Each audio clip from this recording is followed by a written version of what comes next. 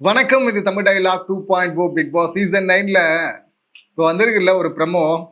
சபரி இருக்கார்ல, வாயில தான் சனி அப்படிங்கிற மாதிரி தான், அதுவும் பாருகிட்ட தான் சனி 7.5 அங்கதான் இருக்கு அப்படின்னு நினைக்கிறேன். இப்பதான் ஒரு குறும்படம் போட்டு அடிச்சு துவச்சு விட்டாரு. அதுக்கப்புறம் அழுது அந்த தப்பெல்லாம் நான் கழுவுறேன் அப்படின்னு சொல்லிட்டு இவர் ஒரு டிராமா பண்ணாரு. ஆனா யாரும் நம்பல. நமக்கு அப்பவே தெரியும் இவர் நாமினேஷன்ல போடுவாங்கன்னு சொல்லிட்டு நாமினேஷன்ல வந்துட்டாரு. இப்ப மறுபடியும் சிக்கிறாரு பாருங்க டாஸ்க்ல. வீக்லி டாஸ்க் வச்சிருக்கிறாங்க. ஆனா எனக்கு அந்த டீம் பிரிச்சது ரொம்ப பிடிச்சிருக்கு அப்படின்னு சொல்லலாம். இந்த டீம்ல சாம்பார் ஸ்குவாட் அப்படின்னு சொல்லிட்டு கனி, விஜே, பாரு, சாண்ட்ரா, திவ்யா, வியனா அப்படின்னு சொல்லிட்டு பிரிச்சிருக்கிறாங்க. இந்த டீம் சஃபல் பண்ணி விட்ட மாதிரி நல்லா தான் இருக்கு. அடுத்து பார்த்தீங்கன்னா ஃப்ளஷ் ஃபைட்டர்ஸ் அப்படின்னு சொல்லிட்டு அமித், கானா வினோத், அரோரா, சபரி, ரம்யா, எஃப்ஜே இவங்கள பிரிச்சிருக்கிறாங்க. இதுவும் ஓகே, கொஞ்சம் மிக்ஸ்டா தான் இருக்கு. அடுத்து மாப் மாயாவிஸ் அப்படின்னு சொல்லிட்டு விக்கல்ஸ், சுபிக்ஷா, கம்ருதன், கெமி, அப்புறம் பிரஜன் அங்கே வந்திருக்கிறாரு. ஸோ டீம் பார்த்தீங்கன்னா கொஞ்சம் வித்தியாசமாக தான் இருக்குது. நார்மலாக இவங்கள வேற வேற டீமாக பார்த்துட்டு இப்போ எல்லாம் சஃபில் பண்ணது நல்லா தான் இருக்குது.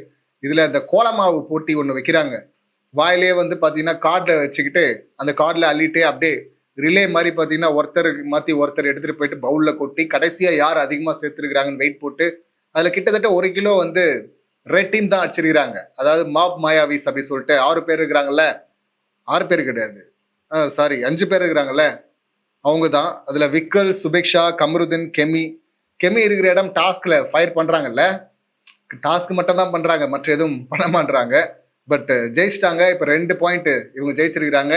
எந்த டீம் வீக் எண்டில் அதிகமாக ஸ்கோர் வச்சிருக்கிறாங்களோ அந்த டீமில் இருக்க எல்லாருமே கேப்டன்சி டாஸ்கில் பார்ட்டிசிபேட் பண்ணலாம். கூட எஃப்ஜேவும் வந்துருவார், ஏன்னா அவர் ஆல்ரெடி கேப்டன் அப்படிங்கிறதுனால. அப்புறம் பெஸ்ட் பர்ஃபார்மன்ஸ் அவங்களும் வருவாங்க அப்படின்னு சொல்லிட்டு நினைக்கிறேன். இப்போ பஞ்சாயத்துக்கு வந்தோம் அப்படின்னா, இங்கே சபரி டீம் விளையாடும் போது, ஃப்ளஷ் ஃபைட்டர்ஸ் விளையாடும் போது பார்த்தீங்கன்னா அவர் வாயில அந்த கோலமாவை எடுத்துகிட்டு போகும்போது, சார் நீங்கள் பார்க்க செம்ம காமெடியாக இருக்கீங்க அப்படின்னு சொல்லிட்டு பார்வதி அங்கே போட, அதுக்கப்புறம் பார்வதி விளையாடும் போது பார்த்தீங்கன்னா பார்வதி அந்த கார்டை வாயில வைங்க அப்படின்னு சொல்லிட்டு இவர் சொல்கிறாரு. சார் உங்கள் டீம் எனக்கு ரொம்ப பிடிச்சிருக்கு சார் அப்படின்னு சொல்லிட்டு இவங்க சொல்ல, உன்னதான் யாருக்குமே பிடிக்க மாட்டேங்குது அப்படின்னு சொல்லிட்டு கவுண்டர் போட்டார். இவர் ரோஸ்ட் எல்லாம் பண்ணுவார். நம்ம ஆல்ரெடி வீடியோ போட்டோம்ல, போன சீசன்ல முத்துக்குமாரன் அழுதுக்கு பெரிய காரணம் இருந்தது, அவர் உடஞ்சு அழுதாரு. அதை இவர் ரோஸ்ட் பண்ணும்போது பயங்கரமா பண்ணார்ல. இப்போ இவர் அழுதுட்டு இருக்காரு சம்மந்தமே இல்லாம, அடி வாங்கிட்டு. அந்த காரணம் வேற, ஆனா இங்க வேற. இங்க மேன் ஹேண்ட்லிங் பண்ணாரு அப்படிங்கிற அந்த ஜோன்ல. ஸோ இங்க நான் குழந்தை, நான் ரொம்ப இன்னசென்ட் அப்படின்னு சொல்லிட்டு அழுது ட்ராமா பண்ணாரு. அது ஒர்க் அவுட் ஆகல. பார்வதி கிட்ட கொஞ்சம் தள்ளி இருக்கணும்ல. திரும்பவும் பாருங்களா, யூஸ்வலா குறும்படம் எப்போ வீக்கெண்ட்ல போடுவாங்க, இல்லைன்னா எபிசோட்ல நம்ம கண்டுபிடிச்சி சோசியல் மீடியாவில் பரப்பி விடுவாங்க இதுதான் அப்படின்னு சொல்லிட்டு. அதை விட்டுட்டு பார்த்தீங்கன்னா ப்ரமோலே குறும்படம் போட்டிருக்காங்க இந்த ஆளுக்கு. ஏன்னா இங்கே சொல்லிட்டாரு, உன்னதான் யாருக்கும் பிடிக்க மாட்டேங்குது அப்படின்னு சொல்லிட்டு. கட் பண்ணா அடுத்து இன்னொரு இடத்துல பார்வதி இதை கேட்குறாங்க போல. டாஸ்க் முடிஞ்சதுக்கு அப்புறமா அங்கே நான் வாந்தி எடுத்துட்டு தான் சொன்ன தவிர இந்த மாதிரிலாம் நான் சொல்லியே அப்படிங்கிறாரு. அதான் சொன்னது ப்ரமோலே இருக்கேடா, ஏன்டா அங்க போற? அதுக்கு அடுத்து உருட்டுறாரு பாருங்க. சரி கவுண்டர்மா ஃப்ளோல சொல்லிட்டமா அப்படின்னு சொல்லிட்டு போகாம அடுத்தது உருட்டுறது இருக்குல்ல. நான் வேற அவனை என்ன வேணா சொல்லலாம், இவனை என்ன வேணா சொல்லலாம், அந்த ஜோன்ல நான் உன்ன வச்சேன், இப்ப நீ இது ஒரு கம்ப்ளைண்டா எடுத்துட்டு வரணும், நான் ஒரு கண்டஸ்டன்டாவே பாக்குறேன் அப்படின்னார்ல. அங்கதான் மாட்டிக்கிறாரு சபரி. எதுக்கு இப்படி உருட்டுற? ஆக்சுவலி பாத்தீங்கன்னா சபரி நம்ம ஃபயர் விட்டோம் எப்ப தெரியுமா? பார்வதி அன்பை காட்டுறேன் அப்படின்னு சொல்லிட்டு ஆரம்பத்துல அந்த டீம்ல ஜாயின் பண்ணலாம், நம்ம ஒன்னா இருக்கலாம்னு சொல்லிட்டு வரும்போது, நீ ஒன்னும் வர தேவையில்ல, ஒரு அன்பும் காட்ட தேவையில்ல, தூரமாவே இரு அப்படின்னார்ல. சபரிக்கு பார்வதியை எங்க வைக்கணும் அப்படின்னு சொல்லிட்டு கிளியரா தெரிஞ்சிருக்கேன் அப்படின்னு சொல்லிட்டு அப்ப ஃபயர் விட்டோம். அடுத்து இன்னொருத்தர் அதை பண்ணது பிரஜன்.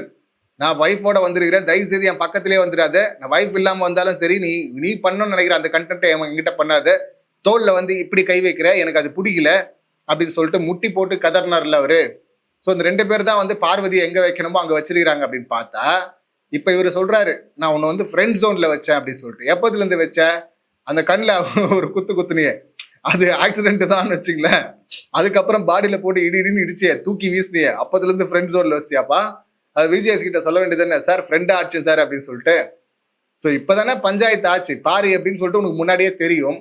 அப்புறம் இங்க விட்டேன்னா நான் சும்மா கவுண்டர்மா ஃப்ளோல சொன்னமா, இது மனசுல வச்சு சொல்லமா சொல்லிட்டு போவாம ப்ரொமோலே குறும்படம் போற அளவுக்கு மாட்டுவேன், தொடர்ந்து அசிங்கப்பட்டுட்டே இருக்கியாடா அப்படின்னு தான் நம்ம கேட்க வேண்டியிருக்கு. இந்த இடத்துல பார்வதி கிட்டவே திரும்ப மாட்டுவியா? பார்வதி அங்கதான் போனா அடி வாங்குறேன்னு தெரியுது இல்ல, அடி வாங்கிட்டல்ல, வாங்கி அழுதுட்டு இல்ல, அப்புறம் ஏன் அங்க போற அப்படின்னு தான் சொல்லணும்.